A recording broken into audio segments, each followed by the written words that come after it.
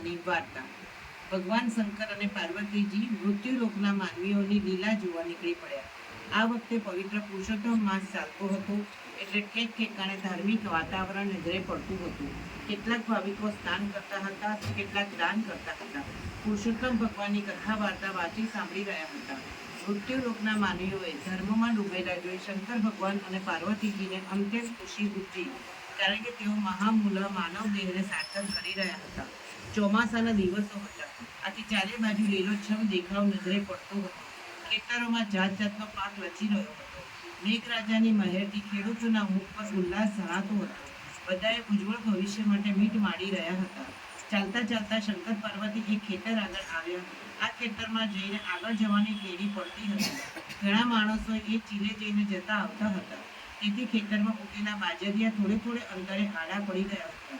ભગવાન અને પાર્વતીજી એ કેડીમાં જઈને આગળ વધવા લાગ્યા, તો પાર્વતીજીના જમણા પગના ઝાંઝરમાં એક બાજરી ભરાઈ ગયું, પરંતુ માતાજીએ તેની ખબર નહીં, એ તો ઝાંઝરમાં ભરાયેલા બાજરિયા સાથે ખેતર બહાર નીકળી ગયા।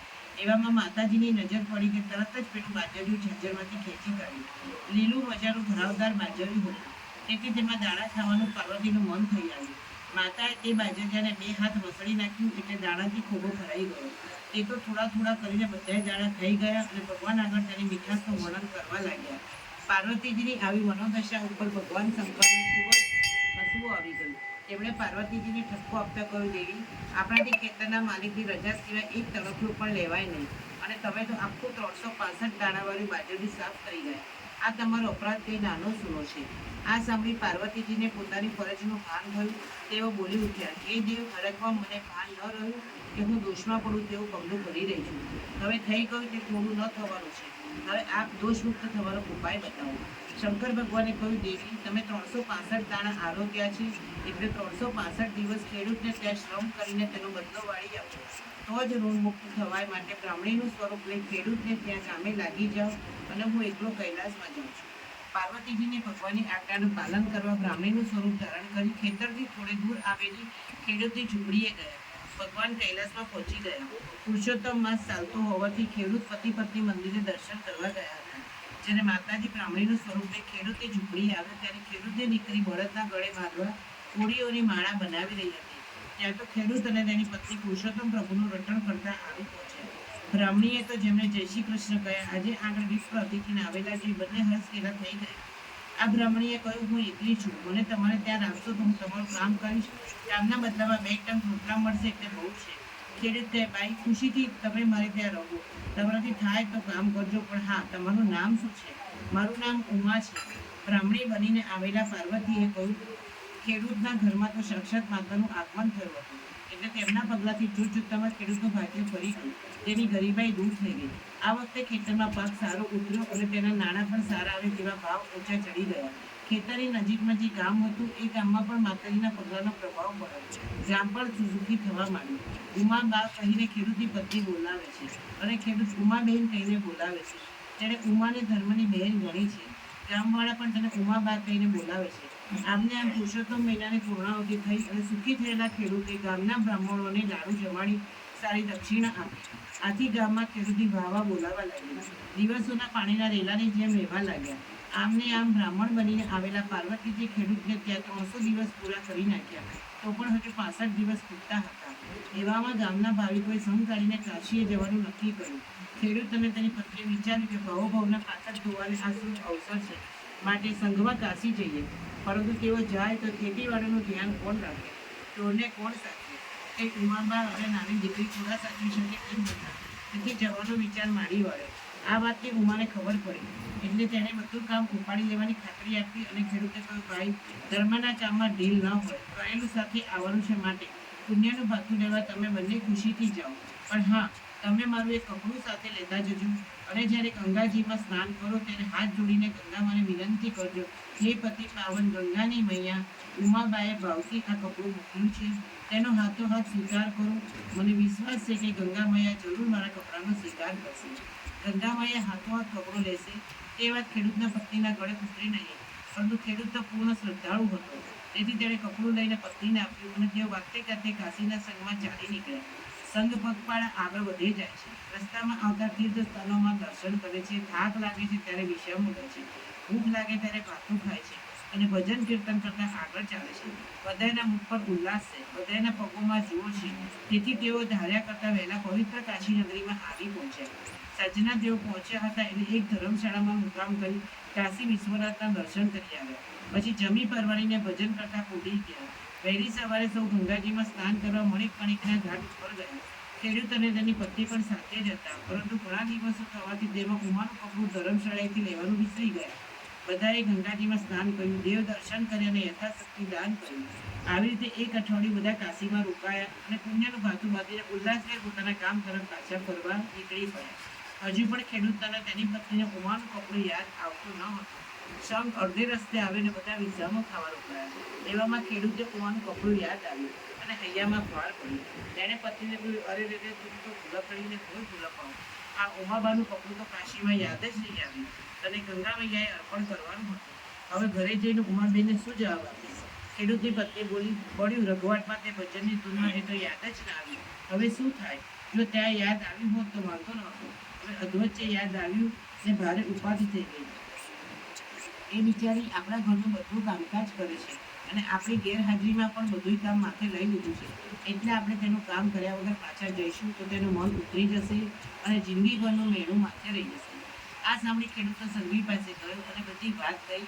સંઘવીએ કહ્યું, તમે પાછા કાશીએ જાઓ અને અહીં આવો ત્યાં સુધી કંઈક સંઘ રોકાઈ રહે નહીં.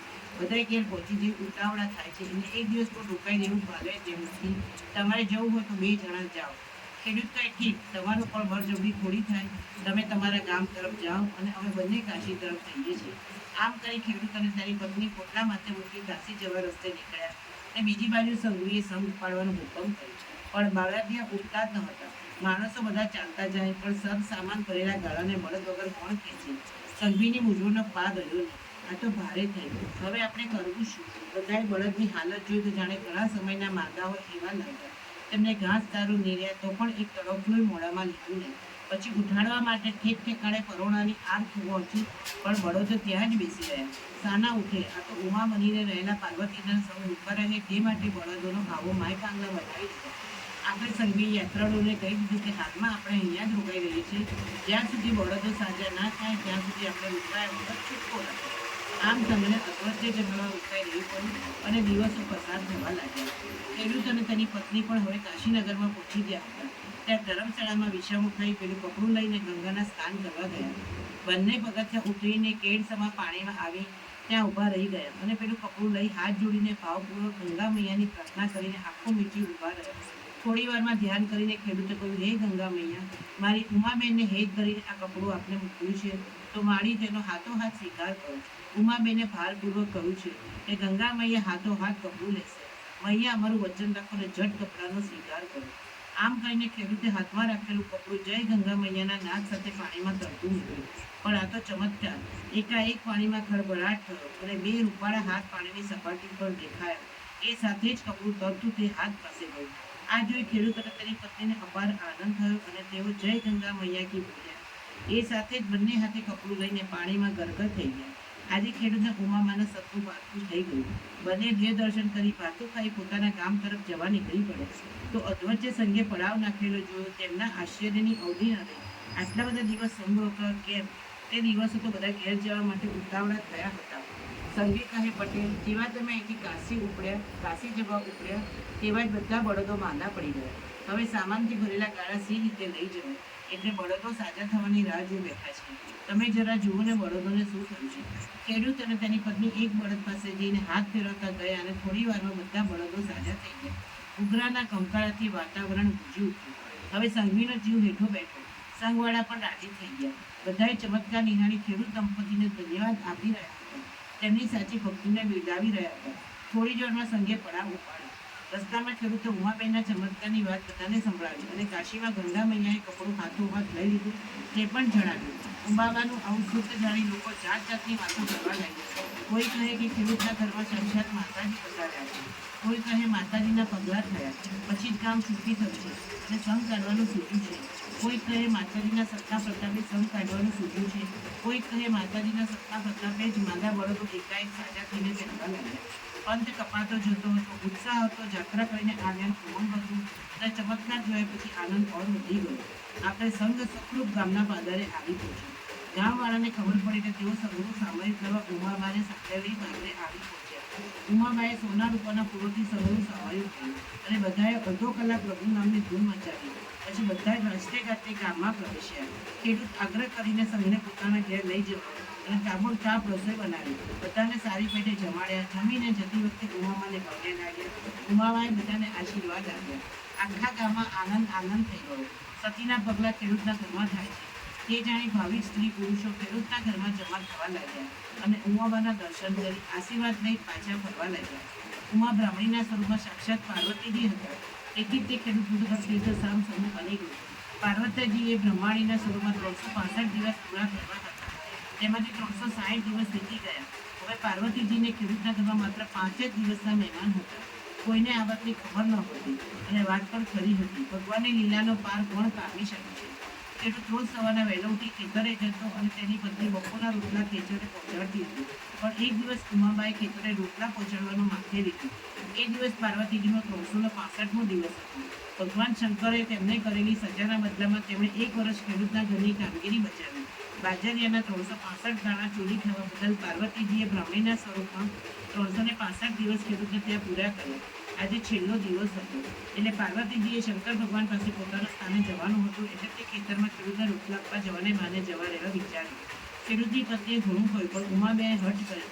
રોટલો ભાત લઈ ખેતરે જવા નીકળ્યા અને રસ્તામાંથી જ અંદર ધ્યાન થઈ ગલે પહોંચી ગયો. બપોરના જમવાના ટાણે ખેડૂત રોટલાની રાહ જોતો બેઠો હતો પણ ઘણી વારથી છતાં કોઈ રોટલા દેવા આવી નહીં એટલે થાકીને તે ઘરે ગયો અને પત્નીને કહેવા લાગ્યું, આજે કેમ રોટલા દેવા કોઈ આવ્યું નહીં? ઉમાબેન કેમ દેખાતા નથી? ખેડૂત કહે, રોજ તો તું રોટલો આપવા આવે છે, આજે ઉમાબાને કેમ મોકલ્યા? તેની પત્ની બોલી, આજે ઉમાબાએ હઠ પકડી એટલે રોટલો તેમને આપવા મોકલ્યા. તો પછી એ ગયા ક્યાં? તું રસ્તો ભૂલી ગયા હશે. પછી તો બંને પતિ પત્ની ઉમાબેનને શોધવા આખું ગામ ને ખેતરે ખોદી વળ્યા પણ ક્યાંય ઉમાબાનો પત્તો લાગ્યો નહીં. બંને થાકીને ઘેર આવ્યા અને ભૂખ્યા તરસ્યા બેસી ગયા. સાંજે ખેડૂતની પત્નીએ ખેડૂતને કોઈ સાંભળો છો? આ તમે સવારના ભૂખ્યા છો તો રોટલો ખાઈ લો. ખેડૂતે કોઈ દિવસ નહીં ને આજે ઉમાબેનને જાતે મને રોટલા ખવડાવવા આવ્યા હતા એટલે જે જાતે આવીને જમાડશે તો જ હું ખાઈશ. ત્યાં સુધી મારે અન્નજળનો ત્યાગ કરવો. પત્ની પણ પતિની સાથે અન્નજળનો ત્યાગ કર્યો. બીજા દિવસે પણ તેમનો ઉપવાસ ચાલુ હતા અને બંને સંકલ્પ કર્યો કે જ્યાં સુધી ઉમાબા જાતે ખવડાવે નહીં ત્યાં સુધી ખાવું નહીં. આમને આમ 6 દિવસ પસાર થઈ ગયા. કૈલાસમાં પાર્વતીજી આવતની ખબર પડી એટલે તેઓ ભગવાનની રજા લઈ બ્રાહ્મણી ઉમાબાના સ્વરૂપમાં ખેડૂતના ઘરમાં આંગણામાં જઈને ઊભા રહ્યા. એકાએક ઉમાબાને આવેલા જોતા ખેડૂત અને તેની પત્ની હર્ષ ગેલા થઈ તેને પગે પડવા દોડી આવ્યા. તે તો ઉમાબાનું સ્વરૂપ પલટાયું. તે જ જગ્યાએ સાક્ષાત માતા પાર્વતીજી ભવાની સ્વરૂપે બંનેને આશીર્વાદ દેવા હાથ લાંબા કરીને ઊભા હતા. તેમની આસપાસ પ્રકાશના પુંજ રેલાયા હતા. ખેડૂત અને તેની પત્ની આંખો અંજાઈ ગઈ. એવું જળહળતું સ્વરૂપ હતું કે બંને સાથે જોઈ શકતા ન હતા. તેઓને કંઈ સમજ ન પડી કે એમનું શું થઈ ગયું છે. તેથી હાથ જોડીને ઊભા રહ્યા. પાર્વતીજીને બંનેને આશીર્વાદ આપીને કહ્યું, હવે તમે કોઈ દિવસ ઉમાબેનને જોઈ નહીં શકો માટે ઉપવાસ છોડી દો. તમારું ઋણ ચૂકવવા માટે કૈલાસમાંથી તમારે ત્યાં આવવું પડ્યું. હું બ્રાહ્મણી ઉમાબાના સ્વરૂપે 1 વર્ષ સુધી તમારે ત્યાં રહી.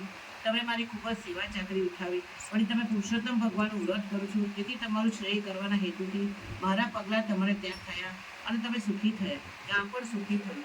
તમારી ભક્તિભાવથી પ્રેરાઈને મારે ફરી તમારે ત્યાં આવવું પડ્યું અને તમને મારા દર્શનનો લાભ મળ્યો. મારા તમને આશીર્વાદ છે તે તમને એક પુત્ર રત્નનું ફળ મળે અને અંતમાં તમારો વૈકુંઠમાં વાસ થાય, તમારું કલ્યાણ થાય. આટલું કહી માતા પાર્વતીજી અંતર ધ્યાન થઈ ગયા. આ સાંભળીને બંને હર્ષ પામ્યા. પાર્વતીજી ઉમાબાના સ્વરૂપમાં રહેતા હતા તેથી આજે જ ખબર પડી. બંને પોતાને સદભાગી માનવા લાગ્યા કારણ કે પાર્વતીજી દર્શન દેવા પધાર્યા હતા. શુદ્ધ હૃદયની ભક્તિનું આ ફળ હતું. પુરુષોત્તમ ભગવાનના વ્રતનું ફળ હતું. પુરુષોત્તમ માસમાં કરેલા સ્નાનનું ફળ હતું. પુરુષોત્તમ માસમાં કરેલા પુણ્યના દાનનું ફળ હતું. ખેડૂત અને તેની પત્નીને ઉપવાસ છોડી દીધા અને દિવસે દિવસે તેમની ચડતી કળા થઈ ગઈ.